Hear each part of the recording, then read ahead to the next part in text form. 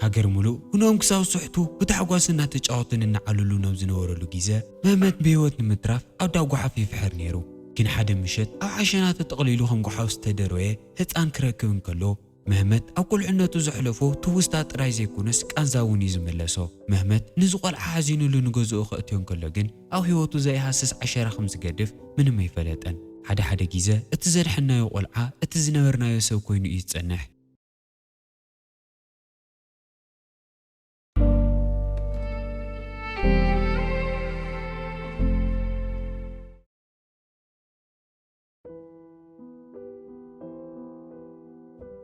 فيلمنا جمر أو تركي بزحات سبات جوزهم عتيوم ناسوتو يزنا قعلو نورو جيزة قوي عجيرو بزي عرفتي أو دقو حفظ أروا دينار إينايو اتا مشيت نسا كم تقولو جيزة زقورو قحفنا عريه مشيمو أو دقا حانت جازا مسلسحة تغلو كيريت متا مهمت كل جيزة زقف دقا غاد سحن كلو نمنتايكم زغوانا تطويلو يستمت انكيدون جي حيال ما يموكع جمر مو مهمت نورتو طرنفونا وسرحي ملس أو غاد سحن كلو نشتي حاو غونزاليز يرخو مو نمهمتي قريلو اسقا قحف مقراي سرح خايبونن قحف النقري نحنا هنا او لعليو اتحيزي كان نحمام قليل سلا زي كونه عششيتو الليلو نمهمتي قريلو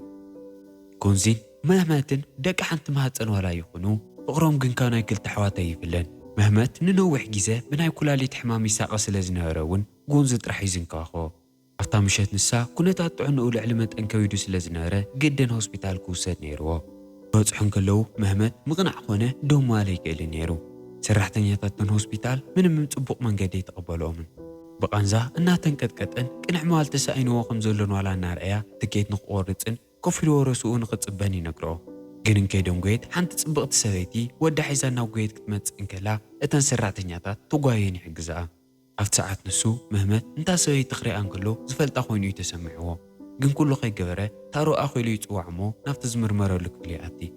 دحرت مرمرة ونت دكتور نمهمت توهيلو استرخبه كلالي تلقاس خمزة اللي نقرو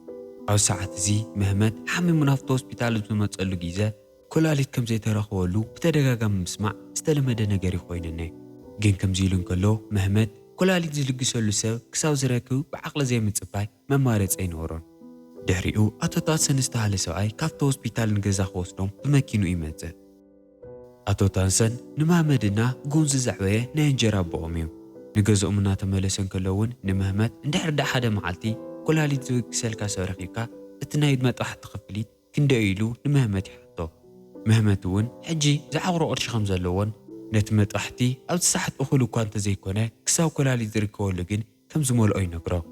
كافتو هوسبيتال نجزءهم بتعمل ويح من قد سلزناره الناس حقو الناس تجاوتون الناس دروفون تجيزي تكاملو مهمتن سدرون زنورو نمكرا سفر وزبها البوطايو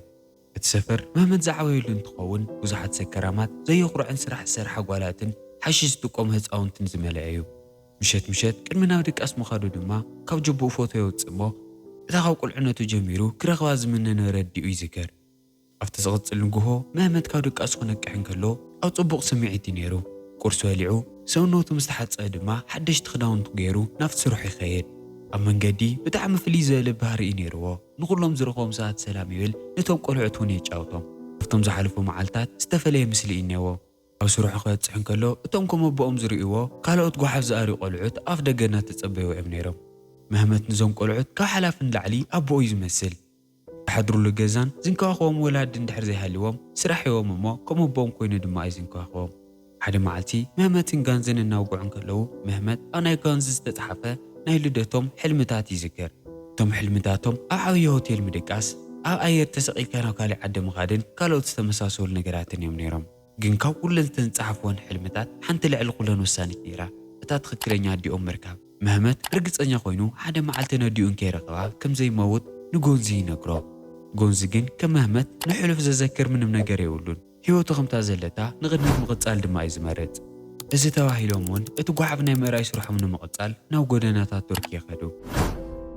لو معلتي ريزو علو وقحف حيزوم ناو سرحهم كملاسون كلو حدهم بمهمات يخفلهم قونزي اتمشات سود حرخو اللي ماتيو مهمت نخمز نخنقرون كلون زخونو قداي كم زلون خيط شوكيلو سلازلو افتزغط المعلتي نخمزنو فقادي حاتو مهمت حرايلو قونز حادي قوم سكده مهمت اتمحلت سرحو قرشي اكومو ናፍቲ ናይ ኩላሊቱ መጣሕቲ ዝእክበሉ ቅርሺ ከእትዮ እቲ ሶፋ ይስሕቦ ግን ሃንደበት ዘይተለመደ ፍሉይ ድምፂ ይሰምዕ እናተንቀሳቐሰን ከሎ እውን ኣፍታ ጎንዚ ተሸኪምዋ ዝነበረ ጋሪ ሓደ ቆልዓ ይርኢ መህመት እውን ተገሪሙን ተጨኒቑን እቲ ቆልዓ መን ከም ዝኾነ ሽሙን ካበይ ከም ዝኾነ ገዝኡን ይሓቶ ግን እቲ ቆልዓ ፈሪሑ ወላ ሓንቲ ይመልሰን መህመት ነቲ ቆልዓ ዝበለፀ ንኽቐርቦ ካብቲ ዝተሓወሉ የውፅእ እሞ ዝብላዕ ምግቢ ይህቦ እዚ ቆልዓ ንመዓልታት ምግቢ ዝለኸፈ ይመስልን ዝሓየኾ ሕጥን ከይተፀበየ ድማ ብተደጋጋሚ ይኹልስ ግን ሕዚ እውን መህመት ገዝኡን ሽሙ ነበይ ምዃኑ ክሓትት እንከሎ እቲ ቆልዓ ክምልስ ፈቃደኛ ኣይነበረን መህመት ሸዓ ሓንቲ ፍልይቲ ሓሳብ ትመፀሉ እሞ እንድሕር ዘይነገርካኒ ናብ ፖሊስ ክወስደካ ኢሉ የፈራርሖ እሞ እቲ ቆልዓ ሽሙን መንነቱን ንክዛረብ ፈቃደኛ ይኸውን እዚ ድሕሪ ምስማዕ እቲ ቆልዓ ብጣዕሚ ይፈርሕ እሞ ሽሙ ዓሊ ምዃኑን ኣድዩ ናብቲ ዳጉሓፍ ከም ዝደርበየቶን ይነግሮ መህመት ነዚ ቆልዓ ርሒቕ ኢሉ ክጥምቶ እንከሎ ሙሉእ ሰውነቱ ብቆስሉ ተሸፊነኒ ንሰሙናት ብዘይ ምቁራፅ ዝቕጥቀጥ ዝነበረ እዩ ዝመስል መህመት እናተጨነቐን እናተጠራጠረን እዚ ኩሉ ውቃዕ መን ይወቂዕካ ኢሉ ይሓቶ ኣሊ ድማ ቀጥቀጥ ብዝብል ድምፂ ናይ እንጀራ ኣቦኡ ከም ዝኾነ ይነግሮ ኣብዚ ፀልማት ምሸት እዚ መህመት ንኣሊና ምንም ክወስዶ ስለ ዘይኽእል ሒዝዎ ንገዝኡ ይኸይድ ክድቅስ እንከሎውን ብፍጥነት ናብ ጎንዚ ይኸይድ እሞ ካብ ገዝኡ ጎቲዩ ተውፅኡ ኣብቲ ሒዝዎ ዝመፅእ ጓሓፍ ቆልዓ እንከሎ ንምንታይ ከየም ዘይረአዮ ይሓቶ ጎንዚ መጀመርያ ኣመነን ኣሊ ኣብቲ ናይ መህመት ዓራት ደቂሱ ክሪኦ እንከሎ ግን ንምንታይ ቆልዓ ካሽኡ ኣትዩ ከም ዝነበረ ክርድኦ ኣይከኣለን ጎንዚ ቀልጢፎም ናብ ፖሊስ ንኽድውሉ ሓሳብ የምፅእ መህመት ግን ፈቃደኛ ኣይነበረን እቲ ቆልዓ እንድሕር ዳ ናብ ፖሊስ ወሲዶ እሞ ናብቲ ዝቕጥቅጠሎ ናይ እንጀራ ኣቦኡ እዮም ክመልስዎ ኣብዛ ሰዓት ነቲ ቆልዓ ዝሐሸት ነገር በዓልና ተዕበናዮ ኢሉ ንጎንዚ መህመት ይዛረቦ ግናቶ ታሰን ብዛዕባ እዚ ጉዳይ ፈፂሙ ክፈልጥ የብሉን ጎንዚ ነዊሕ ግዜ ምስ ተለመነ ንማንም ሰብ ንኸይዛረብ ይሰማማዕ ኣብቲ ዝቕፅል ንግሆ መህመት ንኣሊ ዝኸውን ክዳውንትን ካልኦት ኣድለይቲ ነገራትን ክገዝእ ይኸይድ ኣብቲ ዳ ክዳውንቲ እናተፀበየ እንከሎ እታ ሆስፒታል ዝረአያ ሰበይቲ ገፃ ብውቃዓት ተመሊኡ ይርአ መህመት እቲ ቆልዓ ከመይ ኣሎ ሆስፒታል ወፂኡ ዶ ኢሉ ክሓታ እንከሎ እንከይመለሰሉ ገፃ ብዘፍርሕ መንገዲ እናጠመተቶ ትወፅእ መህመት ዝተፈጠረ ነገር ምንም ኣይተረድኦን ክንካዕ ክንዶ ይተጨነቕሉን ሓደ መዓልቲ ኩላቶም ኣብቲ ዝተለመደ ናይ ቱርክ ሻወር ክሕፀቡ ይኸዱ መህመት ንኣሊ እናሓፀቦ እንከሎ እውን ሙሉእ ሰውነቱ ዝነበሩ ቁርስልታት እናርአየ ልዕሊ መጠን ይሓዝነሉ በቲ ወገን ጎንዚ ምስቶም ካልኦት ቆልዑት ኣብ ሻወር እናተሓፀበ ነይሩ ኣብ መንጎ ወግዖም ሓደ ካብቶም ቆልዑት ኣብ ናይ ጎንዚ ጎኒ ዝረአያ ውቃጦ ስለ ዝነበረት ትርጉማ እንታይ ምዃኑ ይሓቶ ጎንዚ እውን እቲ ውቃጦ ናይ ስድርኡ ፎቶ ከም ዝኾነን ዋላ ካብ ቁልዕነቱ ገፆም ርእዎም ኣይፍለጥ ግን ዳ ሓደ መዓልቲ ክረኽቦም ከም ዝምነን ነቶም ቆልዑት መሊኡ ይነግሮም ብዙሕ ከይፀንሑ ግን ጎንዚ ነቶም ካልኦት ቆልዑትን እናደረፉን ማይ እናተገጫጨውን ከም ወትሩ ምስ ሓቖምን ምጭዋቶምን ይቕፅሉ ሻወር ገይሮም ምስ ወድኡ መህመት ጎንዝን ኣልን ኣብ ሓደ ካፌ በርገር ክበልዑ ይኸዱ ኣሊ መዓዝ ከም ዝተወለደ ስለ ዘይፈልጥ ዓመቱ ሎማዓንቲ ገይሮም ምድላው ክገብርሉ ይሓሱ ድሕሪኡ መህመት ንዓሊ ሒዝዎ ናብ ሓደ ናይ ኬክ ገዛ ይኸይድ እሞ እንታይ ዓይነት ኬክ ክሰርሐሉ ከም ዝደሊ ይሓቶ ኣሊ ምስ ቾኮሌት ሓያል ፍቕሪ ስለ ዝነበሮ እታ ኬክ ብቾኮሌት ፍሌቨር ዝተሰርሐት ንኽትኮነሉ ይሓትት መህመት ነቲ በዓል ድኳን ክረኽቦ እንከሎ ንነዊሕ ግዜ ዝፋለጡን ዝቀራረቡን እዮም ዝመስሉ ለካ መህመት ንኣሊ ጥራይ ዘይኮነስ ነቶም ካልኦት ወለዶም ዘይፈልጡን መዓዝ ከም ዝተወለዱ ዘይዝክሩን ቆልዑት ኩሉ ግዜ ልደቶም ከኽብረሎም ካብዚ ቦታ ኬክ እዩ ዝወስድ ናብ ክሽነ ከኣቱ እንከለዉ መህመት ነቲ በዓል ድኳን ኤክስፓየር ዘይኮኑ ዝተጠቀሙሎም ኬካት ተሃልዮም ይሓቶ እዚ ሓተሉሎ ምክንያት ዋግኦም ዝቐነሱ ስለ ዝኾኑ እዩ መህመት ኣብ ውሽጢ ኬክ እናመረፀ ዝነበረሉ ሰዓት ግን ኣሊ ብደገ እናኣወየ ይሰምዖ ተደናጊፁ ነጉየ ኸይድ እንከሎ እውን ሓደ ሰብ ክጠልፎ መኪሩ ከም ዝነበረ ይፈልጥ መህመት ወፂኡ ምንም ዝጠራጥሮ ሰብ ስለ ዘይረኸበ እውን ንጎንዚ ሓዲካዮ ኸይድካ ኢሉ ይኹርየሉ እቲ ምሸት ንሱ ኩሉ ቀትሪ ዝገጠሞም ነገራት ረሲዖም ናይ ኣሊ ናይ ልደት ምድላው ይጅምሩ ኣብ ጎደና እቶም መህመት ተንከባኺቡ ዘዕብዮም ኩላቶም ቆልዑት ይእከቡ እሞ ብሓደ ይስዕስዑን ይጫወቱን ጎንዚ እቲ ቀትሪ ብሰንኪ ዝገጠሞም ነገር ብጣዕሚ ተጨናኒቕኒ ሳሕ እዚ ድማ ገፁ ምንም ኣይተፈትሐን ንዓሊ ልዕሊ መጠን ይፈትዮ ዝጀመረ መህመት እውን ኩነታቱ መጨነቒ ከም ዝኸውንሉ ይሓስብ ሽምዓ ዘጥፍኡሉ ሰዓት ክኣክል እንከሎ መህመት ንኣሊ ይቕረቡ እሞ ቅድሚ ሽምዓ ምጥፍኡ ንኽፅሊ መህመት ንኣሊ ይነግሮ ግን ኣሊ ኡፍ ኢሉ ተን ሽምዓታት ከጥፈአን ስለ ዘይከኣለ ኩሉ ሰብ ይስሕቕ መህመት ድማ ንኣሊ ንኽሕግዝ ብሓደ ኡፍ ኢሎም ንኸጥፍእዎን ይነግሮ እሞ ብሓደ ይጥፍእዎን ድሕሪ እዚ መህመትን ኣልን ኣብ ሓደ በሪኽ ቦታ ኮፍ ኢሎም ነታ ከተማ እናማዓደዩ ነይሮም ሽዑ ኣሊ ንመህመት እንታይ ኢሉ ከም ዝፀለኹ ትፈልጥ ዶ ጸሎተይ ዓብዪ ብዙሕ ቅርሺ ንክሰርሕ እሞ ኣደይ ካብቲ ዝቕጥቅጣ ሰብኣያ ሒዘያ ንኽጠፍእ እዩ ሓደ መዓልቲ እውን ኬክ ኣድጎ ይተርፍን ኢሉ ንመህመት ይነግሮ ኣብቲ ዝቕፅል መዓልቲ መህመት ንኣሊ ሒዝዎ ናብቲ ግምግም ባሕሪ ይኸይድ እሞ ምሕምባስ የላምዶ እጭወቱ ዒሎም ደኺሞም ንገዝኦም ይምለሱ እሞ መህመት ንኣሊ ምስ ደቀሶ ተመሊሱ ንስራሕ ይኸይድ። ኣሊ እውን ምስኦም ጓሓፍ እናኣረየ ቅርሺ ክእክብ ምእንቲ ጓሓፍ መጉተተይት እትኸውን ጋሪ ይሰርሐሉ። መህመት ስርሖን ከይወደአ ግን ታሰን ይመጽእ እሞ ሻሂ እናሰተዩ ኮፍ ኢሎም የውግዑ። ታሰን ብዛዕባ ኣሊ ንኽዛረብ ናብ ዝመጽእኒ መህመት እውን ንጋንዚ ዋላ ከይትነግር ኢልዎ እንከሎ ንታሰን ከም ዝነገሮ ይፈልጥ እሞ ተስፋ ይቆርጸሉ። ታሰን ንኣሊ እንታይ ክገብሮ ምስኡ ከም ዘዕብየሉ ይሓቶ። መህመት ድማ ቅልል ኣቢሉ እቲ ቆልዓ ነዲኡ ክረኽባ ጠንካራ ክሳብ ዝኸውን ጥራሕ ክንከባኸቦ ካልእ ዝተኻወደ ነገር ኣይገብርን ኢሉ ንታሰን ይምልሰሉ። ታሰን ሱቕ ክብል እንከሎ ግን ኣዲኡ ንኣሊ ርግፀኛ እያ ክትሪኦ እንከላ ሕጉስቲ እያ ክትከውን ምክንያቱ ኩሎም ወለዲ ንደቆም ይፈትዮም ኢሉ ንታሰን ይዛረቦ። ታሰን እዚ ምስ ሰምዐ ንደቃይቕ ሱቕ ኢሉ ይጸንሕ። መሊሱ ድማ ንመህመት ኩሎም ወለዲ ንደቆም ተዝፈትዩ ነይሮም ናትካ ወለደው የለዉ ናይዞም ጎደና እስኻ ተዕብዮም ዘለኻ ቆልዑት ወለደው የለዉ ኩላቶም ወለዲ ንደቆም ይፈትዮም ማለት ኣይኮነን ኢሉ ንመህመት ከዘክሮ ይፍትን። መህመት እዚ ድሕሪ ምስምዑ ዝምልሶ ነገር ኣይነበረን። ሱቕ ኢሉ ድማ ንታሰን ይሰምዖ። ኣብቲ ዝቕፅል ንግሆ መህመት ንገዝኡ ይመለስ እሞ ንኣሊ በቲ መሽኮት ንኽወርድ ይፅውዖ። ኣሊ ተሓዊሱ እናጎየ ክወርድ እንከሎ ክልተ ናይ ጓሓፍ መጉተቲ ጋሪ ከም ዘለዎ ይርኢ። መህመት እዛ ጋሪ ንኣሊ ዝሰርሐሉ ምክንያት ጓሓፍ ንኽኣሪ ከስርሖ ደልዩ ወይ ጸሊኡ ኣይኮነን።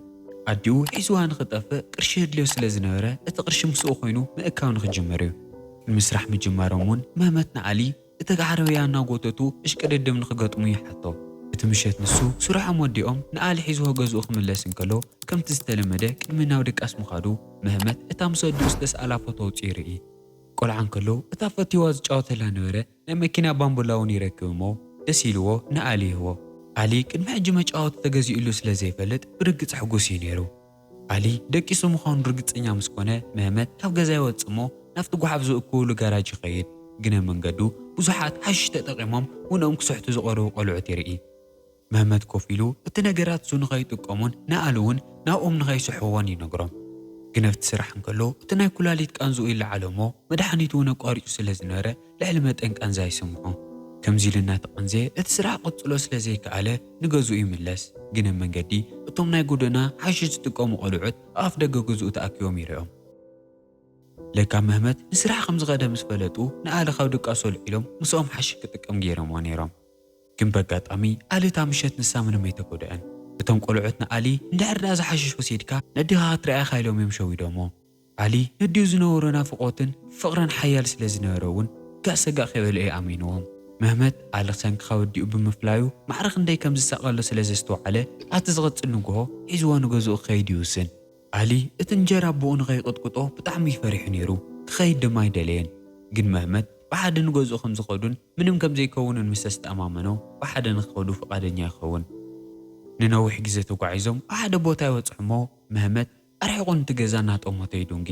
ብዙሕን ከይደንጎየ ጽቡቕ ኣከዳድና ዘለዎ ገጅፍ ሰብኣይ ካብቲ ህንፃ ይወርድ። ኣሊ ይሪኦ እሞ ፈሪሑ ብድሕሪ መህመት ይሕባእ። ለካ እዚ ሰብኣይ እዚ እቲ ኩሉ ግዜ ንኣሊ ዝቕጥቅጦ ናይ እንጀራ ኣቦኡ እዩ። መህመት ንኣሊ ብሓደ ቦታ ክጽበዮ ነጊሩ ነቲ ሰብኣይ ክቕጥቅጦ እናሰዓወ ይጸንሕ። ግን ኣብ መስቀለኛ መንገዲ ወፂሖም ብዙሓት ሰባት ዝሓልፉ ስለ ዝነበሩ ጠፊእዎ ናብ ኣሊ ተመሊሱ ይኸይድ። ግን ክምለስ እንከሎ ኣሊ ኣብቲ ዝገደፎ ዘይኮነ ጠጠው ኢሉ ነይሩስ ናብቲ ውሽጢ ዳ ጓሓፍ ኣትዩ እናኸየ ይጸኒሕዎ። ገጹ እውን ቅድሚ ደቓይቕ ዝተቐጥቀጠ እዩ ዝመስል ብቆስሊ ተሸፊኑ ነይሩ። ኣሊ ኣብ ሰፈርና ጓሓፍ ኣሪኻ ኢሎም እቶም ኣብኡ ጓሓፍ ዝኣርዩ ነበሩ ሰባት ዝቐጥቀጥዎ ይመሲልዎ ነይሩ። መህመት ብተግባሮም ብጣዕሚ ተናዲዱ ስለ ዝነበረ እውን ኣብቲ ከባቢ ምስ ፀንሕዎ ጓሓፍ ዝኣርዩ ሰራሕተኛታት ይበኣስ። ግን ንሳቶም ብዙሓት ስለ ዝነበሩ ንኣሊ ብደንቢ ገይሮም ይቕጥቅጥዎ። ናቱ ውፅኢት ኮይኑ እውን ኣብ ሕማቕ ኩነታት በፂሑ ናብ ሆስፒታል ይውሰድ። እታ ዶክተር መህመት እቶም ፖላዊስ ኣብ ትኽክለኛ ሰዓት መፂኦም ተዘይርሕንዎ ክመውት ከም ዝነበረ ትነግሮ። መህመት ኣዒንቱ ንኸይዓምትን ውንኡ ንኸይስሕትን ይፅዕረሉ ዝነበረ ግዜ ብተደጋጋሚ ብዛዕባ ኣሊ ይሓትት። ግን እታ ነርስ ኣሊ ዝበሃል ቆልዓ ከም ዘይረኸቡ ብተደጋጋሚ ትምልሰሉ። ኣሊ ልዕሊ መጠን ብዙሕ ደም ፈሲስዎ ስለ ዝነበረ ሓንጎሉ ብትኽክል ይሰርሕ ይነበረን። ተናዲዱ ካብቲ ዓራት ክትስእ ክሙክር እንከሎ ጋንዚ ብላዕሊ መፂኡ ይፀቕጦ እሞ ንዕኡ እውን ኣለበይ ከም ዘሎ ክሓቶ እንከሎ ምንም ኣይምልሰሉ ነይሩ። ናይ መህመት ኩነታት ብጣዕሚ ሕማቕ ዋላ እምበር መሐከም ዝኸውን ቅርሺ ስለ ዘይነበሮም እቲ ምሸት ጋንዚ ደጊፉ ናብቲ ዝሰርሕሉ ጋራጅ ይወስዶ። ኣብኡ ምስ በፅሑ ንመጥባሕቲ ዘዳልዮ ዝነበረ ኩሉ ዝዓቆሮ ቅርሺ ሓደ ብሓደ የውፅኦ። ታሰ ናብቲ ሰዓት ይመፅእ እሞ ንመህመት ጠጠው ንኸብል ይነግሮ። مهمت كن نقالن محجاس كل قرشو مطفاء منهم كم زي مسلنا نجرة تطو نقبل فقدنيا كم زي كونه نتاسني نجرو بحيل تطو كبلوخ مكرون كلو كرايو تأمو نفرارحهم خحلفوي نجرو أما ترشا ممارس سلزي نورة سوق لهم يريومو ناوناي تاسن ماكينة تسعيلو نفتا علي نورو اللي استهال جزاي خيط كأنزو أخيلو التدرجاتات حنت بحنتي كأسنا علي ديو اتمحت أخحوحو حنت عباي سويت تخفطو إذا سويت جن نمامت بدن بجيرات فولتيات مسل سلزرقيت تون منو ميتدنقتن اتساو آياجن بتعمي تربيشو نيرو نمامت كبارونا مكرون ألف تبوتا خمزي نبري نقرو مهمت نو من بغارو أفرارحو بحيل نفتوش تجزاياتي كاو كفلي نو كفلنا تشاقرون نقالوا على ألشو لأمبر أسورو يرخوان مهمت أو كله تجزا ألشو حنت خفلت رح قرياتو نيرا كفيتو نوش تخاطن كله جن استفلي نجرات نورؤسي ماتو إذا خفلي مهمت قول عقوينو ببوز قد كات ألازن ورت جزايا دحريقو بتوم كل التعبيت سوقت بدحريتي ماتومو نمهمت بملء شو يتصوعوه مهمت علي نفت جزا أو كأروا جزء ماتوم جن مهمت علي مسدرو زنورو لنورة جزا مقانو بدن بيفولتيهم مهمت قول عقلو أزح جاءتي واني خفلي أبو بتركا كميز قد كتانيرو عديقون وداخن دزنا تساقي خطريقو سلازي دليت عديقو نمهمت حيزاتو التفق سو آخر خواس لزولكن نفتم قو حفظ أكو زنورو سبات نوع عراوي أم أتياتو لكا كسا حجي قالنا ولززارو زنور قلعة بعلو ندي زنورو فقرن نافقوتن معرغن دزي إيقوديقو يقول عناتو مكرا أكالاو ترايزي كونس حلنا ونقصلتاتوني قريفلو اتاو هوسبيتال قلع عزات تأت زرقيا سويتون أدوئيا اتنا هوسبيتال زمت نور قلعون نسو بهتانو تغطيتيو مهمت أيتردون مبر اتافت الداخداون تزرقوا سويتن ديويا نيرا جن بتخكل متيا زي كونتس مهمت بحسوم نافقوت من فقرن أو حلون أزغرت آيانيرا قلعا خوينو زنكوا خو نور ألن وعلو عبيو خوينو زساقز نور مهمتن حادثة مخانو من نار أناون فيلمنا يودا كم زفتخمو تسفاي قبر نجانا لحدش تخوينكم سابسكرايب إذا فيديو دم لايك لكم محلاف كي ترسعو حساوري تغمو كومنت قرفلي دقيمناك ساون رخب سنايت أنحيد